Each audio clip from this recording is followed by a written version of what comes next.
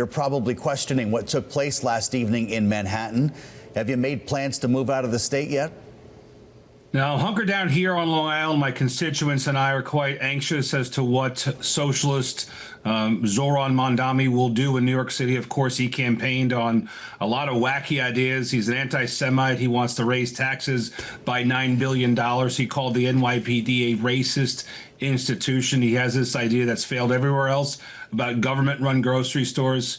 We here on Long Island and elsewhere in New York State are anxious about what will be caused by those policy initiatives. We fear that too many people will leave New York City, especially wealthy folks will flee to red or low tax states like Florida, like the Carolinas, like Texas now.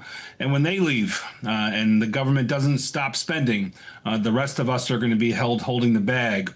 And that's an unfortunate occurrence that I hope that Kathy Hochul, despite endorsing Zohran Mamdani, puts a stop to. She has the ability to stop a lot of these crazy ideas at the state level. A lot of them require state enabling legislation. I hope that Kathy Hochul, who endorsed Zohran Mamdani, comes to her senses and puts a stop to this socialism. Well, you're clearly not a fan, and I know that Zohran Mamdani, I don't want to get too far into this, has said repeatedly that he's not an anti-Semite. He has been very critical of the Israeli government. I'm just wondering what you think the response from President Trump will be. He's promised to pull federal funding from Manhattan, and as a New Yorker, I'm guessing that's going to be a problem for you. Was that a threat or something you're worried about? Well, I want to fight for every dollar to come to New York State. We were pleased to help increase the state and local tax deduction by fourfold, increasing it to $40,000. It's going to help a lot of hardworking middle-class families, especially here on Long Island. I want to fight for more investments to come to New York, but there has to be accountability on the dollars that we send to the five boroughs. Their policies in the past about shielding illegal immigrants with their sanctuary city policies is problematic. We need a fix to that.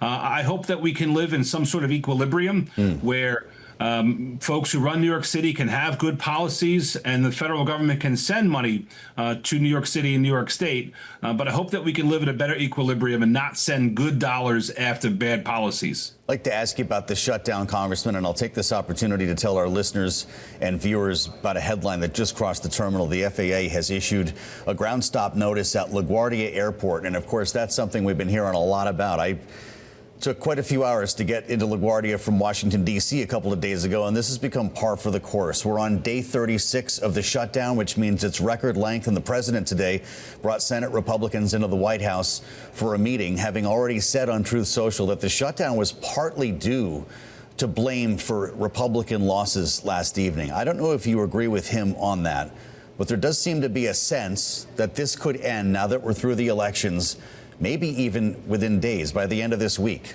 What's your thought? Yeah, for decades, clean CRs were the resolution that Republicans and Democrats agreed on when they couldn't agree on policies elsewhere. And you have to look at Senate Democrats to why they won't adopt that philosophy that's been adopted in Washington. Like I said, for decades, they're the ones who shut the government down. They're the ones that are causing these ground stops in places like LaGuardia, long lines elsewhere throughout the country, not having federal employees paid. I have the Brookhaven National Lab here in my district, 3,000 scientists and engineers. Some are getting furloughed, many aren't being paid. Our national security is at risk. Other things are just grinded to a halt.